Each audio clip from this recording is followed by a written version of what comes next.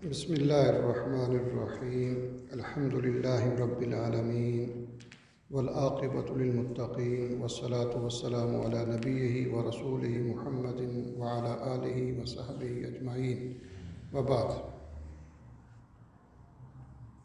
اسلام اللہ کا دین ہے اور اللہ تعالیٰ نے ہمیں یہ نصیب کیا ہے۔ یہ اللہ تعالیٰ کے بڑے انعامات اور بڑی نعمتوں میں سے ایک نعمت ہے کہ اللہ تعالیٰ نے کسی کو اپنے دین کی صحیح سمجھ عطا کر دی ہے۔ اللہ تعالیٰ کے دین کی بنیاد دو چیزوں پر ہے، ایک اخلاص ہے اور ایک خیر خواہی ہے۔ جس آدمی کو یہ سمجھ آ جائے تو اس کو پورے دین کی سمجھ آ جاتی ہے۔ اس کی دلیل صحیح مسلم کی ایک حدیث ہے، نبی کریم صلی اللہ علیہ وسلم نے ارشاد فرمایا کہ الدین النصیحہ، کہ دین نصیحت ہے۔ نصیحت کے عربی زبان میں دو معنی ہیں۔ نصیحت کا ایک معنی اخلاص ہے اور دوسرا معنی خیر خواہی ہے۔ تو صحابہ اکرام رضوان اللہ علیہ مجمعین نے پوچھا کہ اللہ کے رسول صلی اللہ علیہ وسلم کہ قلنا لمن، یہ جو آپ کہہ رہے ہیں کہ نصیحت ہے دین، تو یہ کس کے لیے ہے بھائی، کس کے لیے یہ نصیحت ہے؟ آپ نے فرمایا للہ، اللہ کے لیے، اللہ کے لیے یہ دین بھی یہ نصیحت ہے۔ سبحان اللہ۔ پھر ولرسول ہی، رسول کے لیے، پھر ولکتاب ہی، اللہ کی کتاب یعنی قرآن مجید کے لیے اور حدیث کے لیے، اس کے بعد ولائمۃ المسلمین، جو مسلمانوں کے حکمران ہیں ان کے لیے بھی یہ، اور وعامتہم، اور جو ان کے عام لوگ ہیں، ٹھیک ہے نا، ان کے لیے بھی یہ نصیحت ہے۔ تو نصیحت کے دو معنی، اخلاص اور خیر خواہی۔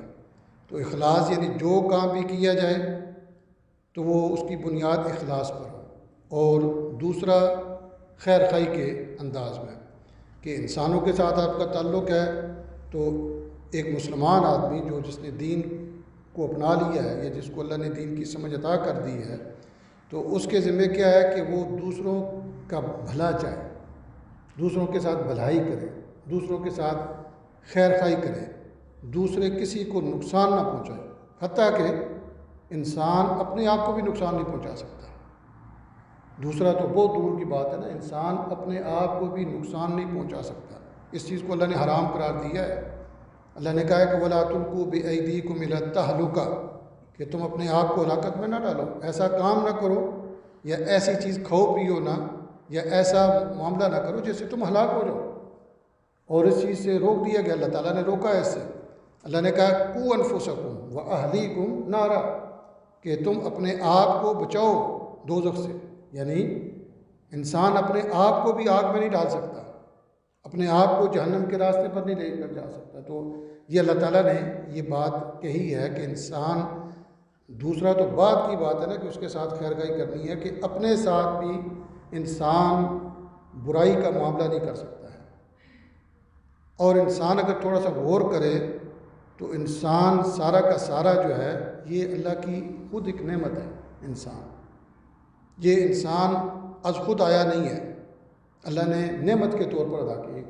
کہتے نہیں ہیں کہ بھئی کسی کے یہاں کوئی بیٹا بیٹی ہو تو اللہ تعالیٰ نے کرم کیا ہے جی، اللہ تعالیٰ نے اپنی رحمت کی ہے جی، اللہ تعالیٰ نے اس بندے پر اپنا انعام کیا ہے جی، نعمت کی اللہ تعالیٰ نے، کہ اللہ کا احسان ہے کہ اللہ نے کسی کو اولاد دے دی ہے۔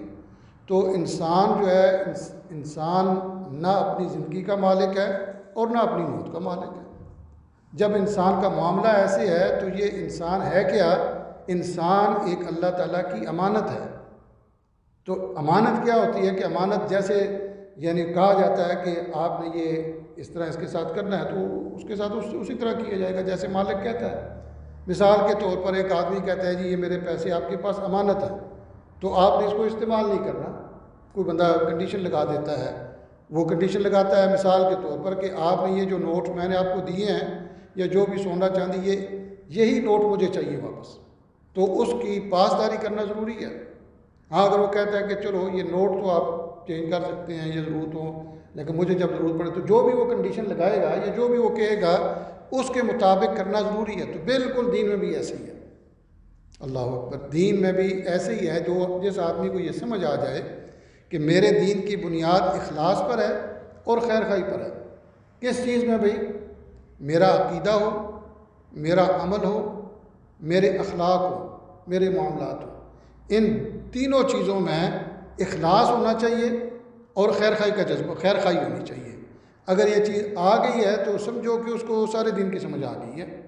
आप देखें नबी अलैहिस्सलाम की जितनी भी तालीमात हैं, सारी तालीमात इन्हीं चीज़ों के इर्द गिर्द घूमती हैं। जितनी भी आप तालीमात को देख लें, जो भी आप चीज़ देख लें, अकीदे का कोई मसला है या कोई वैसे नमाज रोज़ा है या कोई और ज़कात वगैरह है या सदका खैरात है, कोई चीज़, तो उसका ताल्लुक़ क्या है? इखलास के साथ। उसका ताल्लुक़ किसके साथ है? खैर खाई के साथ।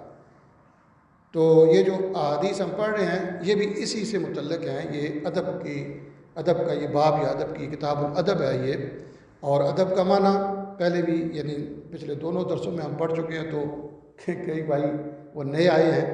अदब हर उस कौल को कहते हैं या हर उस अमल को कहते हैं जो जिस पर तारीफ़ की जाए। आप कोई ज़बान से बात करते हैं या आप कोई एक्शन करते हैं, कोई फेल करते हैं, कोई अमल करते हैं, अगर वो काबिल तारीफ़ है, लोग उसकी तारीफ़ करते हैं तो आप बाअदब है। अगर कोई कौल ऐसा है जिस पर तारीफ़ नहीं है, मुज़म्मम है, उसकी मुज़म्मत है, बुराई है, लोग उसको बुरा समझते हैं, बुरा कहते हैं, या कोई अमल ऐसा है जो बुरा है, तो वो क्या है? बेअदबी है। तो इससे आप हिसाब लगा लें। इसलिए अखलाक हमारे यहाँ तो बहुत महदूद हो गई ये चीज़ें। अखलाक हम तो समझते हैं कि बस लोगों के साथ अच्छा ताल्लुक़ कर लो तो बस ठीक है। नहीं, अखलाक जैसा कि पहले भी अर्ज़ किया है, आपने वो हज़रत आयशा रज़ी अल्लाह तआला अन्हा का कौल वो कई बार सुना कि वो कहा करती थी कि खुलुक़ुहु अल-कुरआन, कि नबी वसल्लम के अखलाक क्या थे? कुरान मजीद।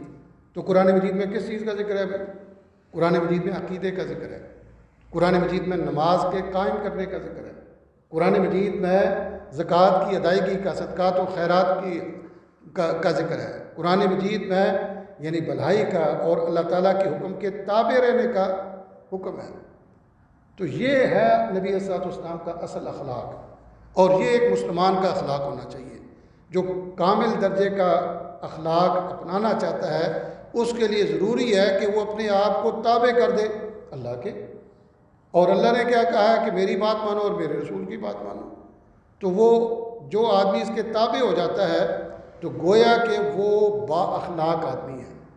आप देखते नहीं कि जैसे कि हम तारीफ़ पहले यानी आपको सुनाई है कि अखलाक उसको कहते हैं जिस पर तारीफ़ की जाए। एक आदमी नमाज़ पढ़ता है तो लोग उसकी तारीफ़ ही करते हैं ना।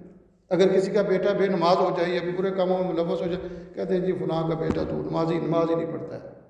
कोई भी आप अमल देख लें कि कोई आदमी कोई काम करता है कोई भी अच्छा, तो लोग उसकी तारीफ़ करते हैं, यही अखलाक है। कोई भी आप एक बंदा रमज़ान के रोज़े रखता है, लोग उसकी तारीफ़ करते हैं। तो क्या ख्याल है कि रमज़ान के दिनों के दौरान यानी दिन में कोई बंदा खाना पीना एलानिया शुरू कर दे तो लोग उसकी तारीफ़ करेंगे?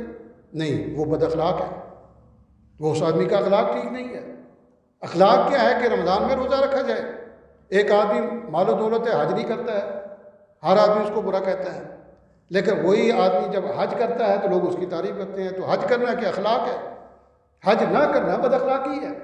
कोई भी आप अमल देख लें, कोई भी अकीदा देख लें, एक आदमी तौहीद को अपनाता है, लोग कहते हैं माशाअल्लाह जी बड़ा मुवाहिद किस्म का आदमी है, बड़ा तौहीद परस्त है, लोग उसकी तारीफ़ करते हैं। लेकिन अगर किसी कब्र को सजदा करे तो सारे लोग उसको बुरा कहते हैं देखो यार ये शिरक कर रहा है। तो तौहीद के ऑपोजिट, तौहीद क्या है? अखलाक है। शिरक क्या है? बद अखलाकी है। एक आदमी सुन्नत पर अमल करता है, लोग कहते हैं माशाअल्लाह देखो जी ये सुन्नत का बड़ा यानी उस पर अमल करने वाला है, दाढ़ी रखी हुई है मिसाल के तौर पर, या और किसी सुन्नत पर वो अमल करता है, लोग उसकी तारीफ़ करते हैं। लेकिन जब सुन्नत से रूगर्दानी करता है, कहते हैं यार वो देखो कैसा बदनसीब आदमी है कि सुन्नत को ही नहीं समझता है, सुन्नत पर ही अमल नहीं करता है। तो ये क्या है? सुन्नत पर अमल करना ये अखलाक है। और सुन्नत के ख़िलाफ़ जाना यानी उस पर अमल ना करना या बिदात को अपना लेना, ये क्या है? ये बद अखलाकी है। तो ये इस्लाम का, ये दीन का सारे का ये खुलासा है। खुलासा क्या है कि ये दीन हमारा यानी इखलास पर है, बुनियाद करता है, इखलास पर है, या इसकी दूसरी जो चीज़ है खैर खाई है। उसके लिए हमने कुछ अहादीस को पढ़ा हुआ है और ये कुछ अहादीस आज भी पढ़ते हैं। ये हदीस हज़रत अली रज़ी अल्लाह ताला अन्हु से मरवी है, जो कि खलीफा राशिद और चौथे नंबर के ये खलीफा है।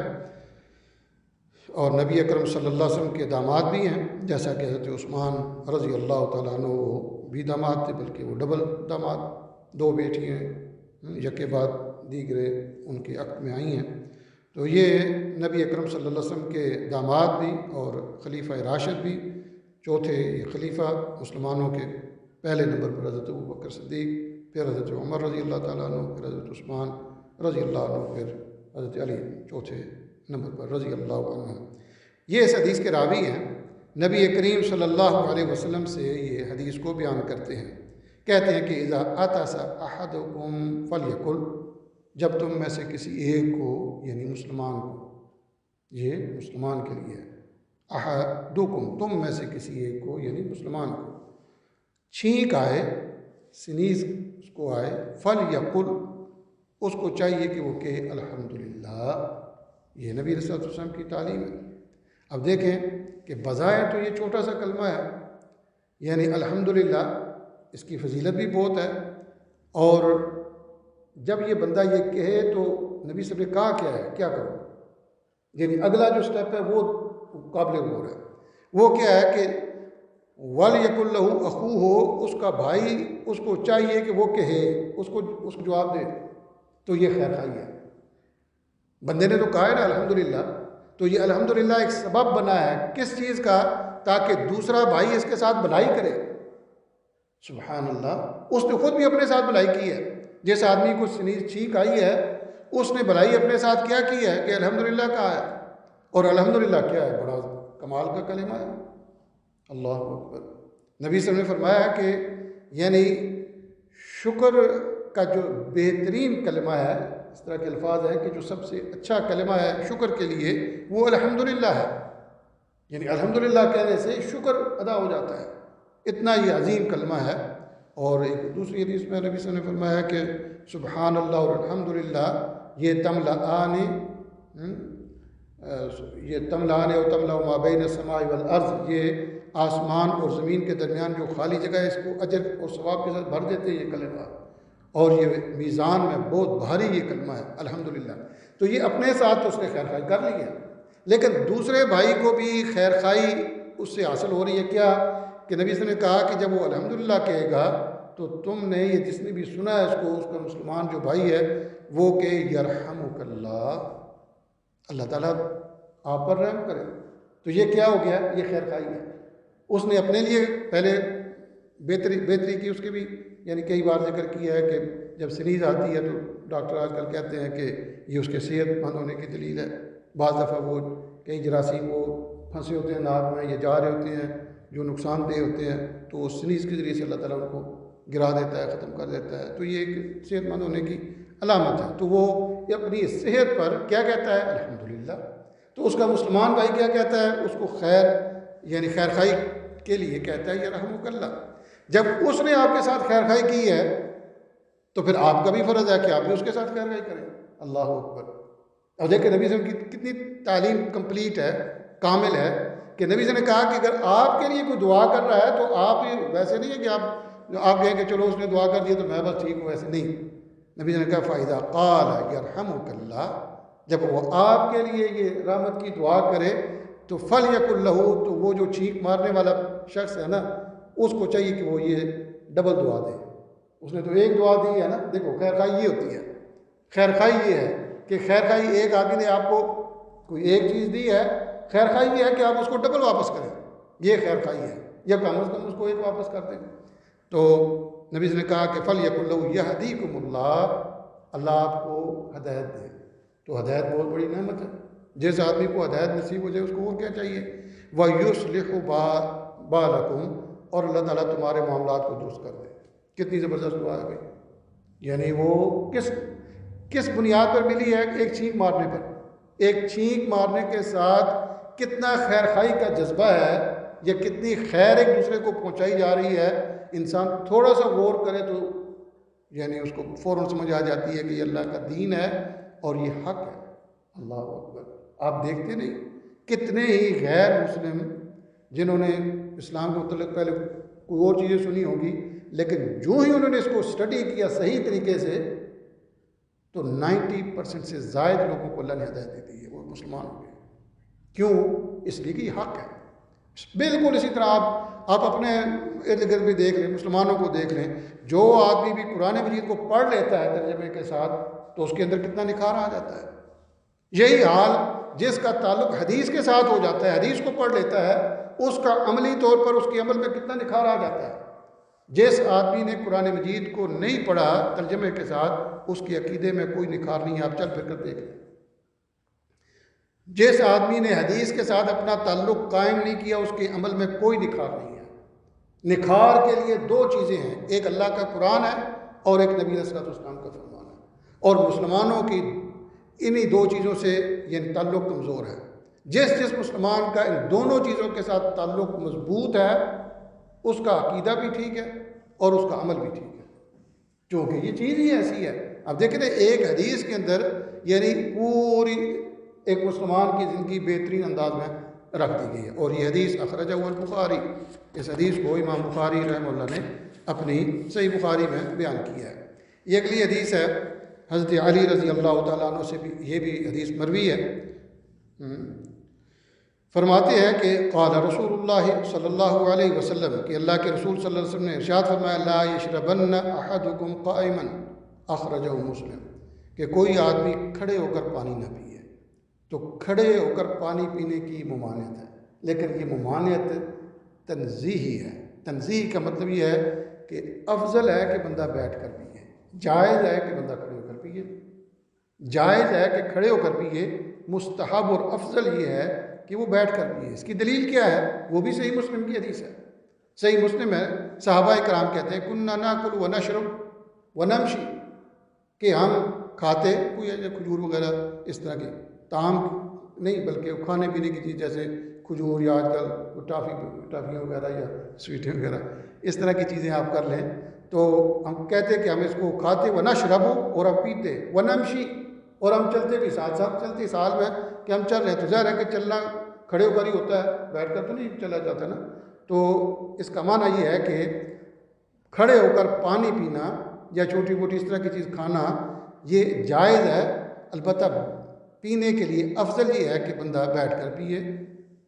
اور اسی طرح آپ جانتے ہیں کہ زمزم کو بھی کھڑے ہو کر پیا جاتا ہے، تو یہ زمزم کے ساتھ خاص نہیں ہے، یہ پانی کے ساتھ ہے۔ پانی کھڑے ہو کر پیا جا سکتا ہے، تو اس میں زمزم بھی ایک پانی ہے، تو زمزم کے ساتھ یہ خاص کہیں بھی نہیں ہے۔ ہمارے لوگوں نے اس کو بنا لیا ہے، ہمارے لوگ جب بھی یہاں بھی وہ پانی پیتے ہیں زمزم تو کھڑے ہو جاتے ہیں، تو یہ کوئی سنت نہیں ہے، یہ کوئی نبی صلی اللہ علیہ وسلم نے تعلیم نہیں دی ہے کہ جب بھی کوئی آدمی زمزم پیے تو وہ کھڑے ہو کر پیے۔ البتہ وہاں نبی صلی اللہ علیہ وسلم نے کسی مصلحت کے تحت، یا ظاہر ہے کہ وہاں آپ بھی جب جاتے ہیں یا یہ چیزیں جب ہوتی ہیں نا، تو اس کے اندر بڑی حکمت، بڑی وزڈم ہے۔ اگر یہی پابندی ہوتی کہ آپ نے بیٹھ کر ہی پینا ہے، یہی پابندی ہوتی، تو وہاں جتنا رش ہے تو وہ تو بیچارہ ہو سکتا ہے کوئی نیچے نہ آ جائے کہ، تو وہ وہاں اتنا رش زیادہ ہوتا ہے، تو وہاں اگر کوئی کھڑے ہو کر پیے تو اس کے لیے سیفٹی ہے۔ تو وہاں یعنی جو حرم ہے اس کے اندر جہاں وہ جب پیا جاتا ہے تو اس کے اندر یہ حکمت ہے۔ بہرحال یعنی وہاں بھی اگر کوئی بیٹھ کر پیے تو ٹھیک ہے، افضل ہے۔ زمزم کا پانی پینا بیٹھ کر یہ افضل ہے، کیونکہ عام پانی کے متعلق نبی صلی اللہ علیہ وسلم نے یہی تعلیم دی ہے۔ ہاں البتہ جب بندہ ضرورت سمجھے یا اس نے کسی وجہ سے ویسے اس نے کھڑے ہو کر پی لیا ہے تو انشاءاللہ یہ جائز ہے۔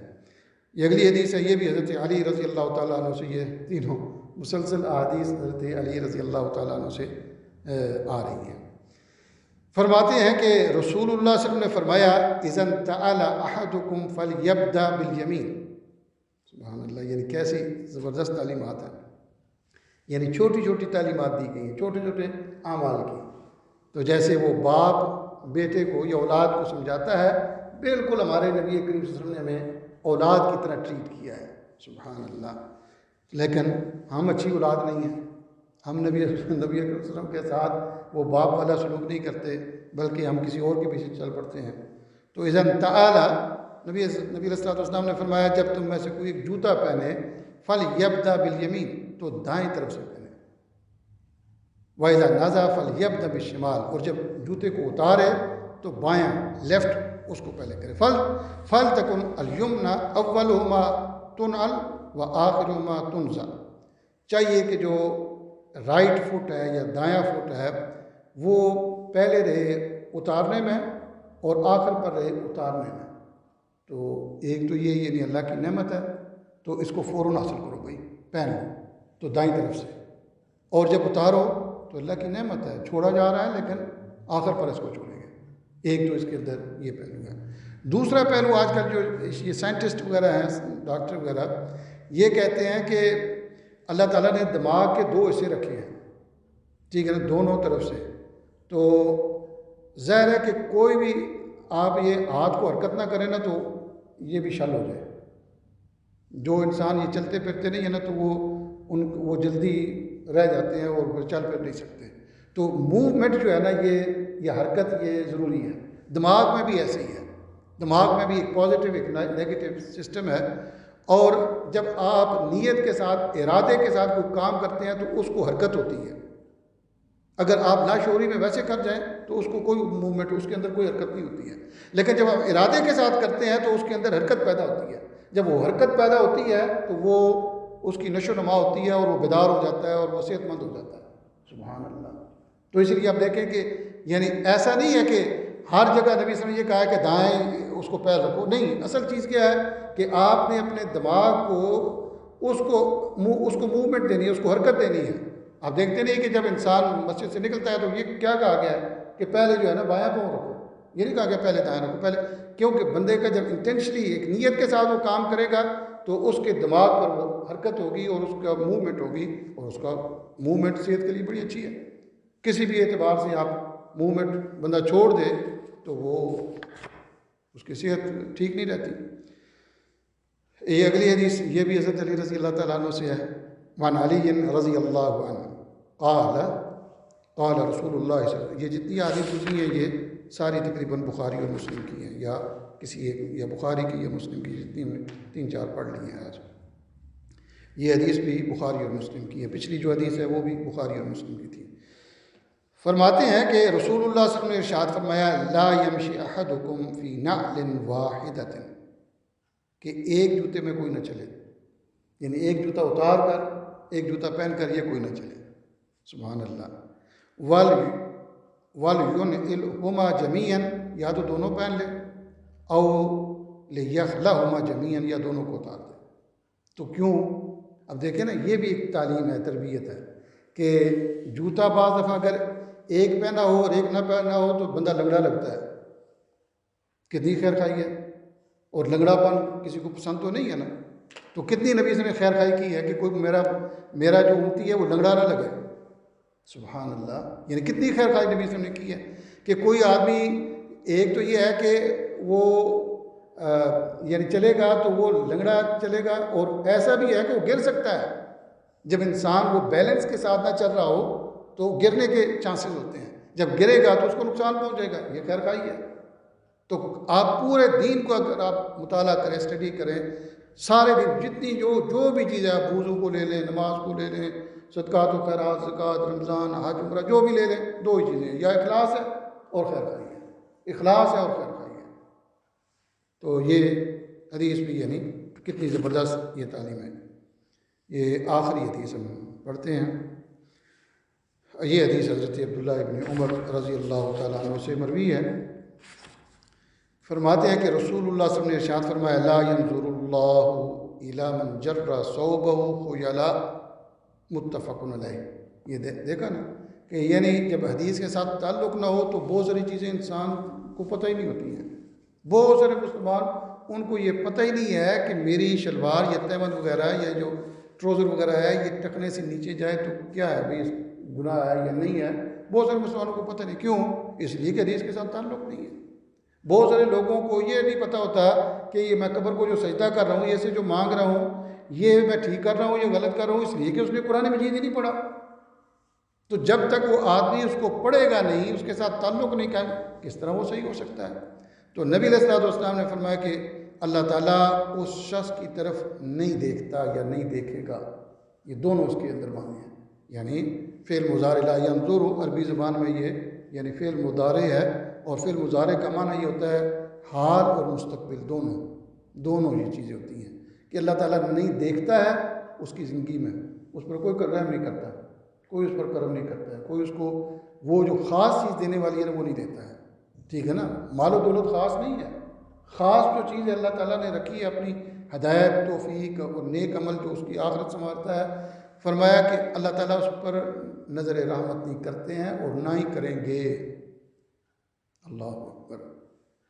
عمل کون سا ہے جی؟ جو آدمی اپنے اس نعمت کو لٹکا لے نیچے، جو آدمی اس کو، اور خاص طور پر کوئی اگر تکبر سے لٹکائے تو یہ تو بہت بڑا جرم ہے۔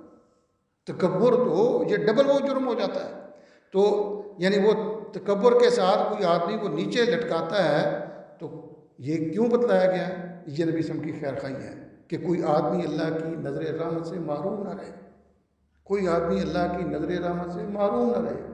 اور یہ اس لیے بتلایا گیا ہے، نبی صلی اللہ علیہ وسلم نے اس لیے ہمیں بتلایا کہ میرا کوئی امتی اللہ کی نظر رحمت سے محروم نہ رہے، لیکن ہمیں ان چیزوں کا خیال نہیں ہے۔ اور یہ حدیث بھی بخاری اور مسلم کی ہے۔ اللہ تعالیٰ سے دعا ہے کہ اللہ تعالیٰ ہمیں صحیح طور پر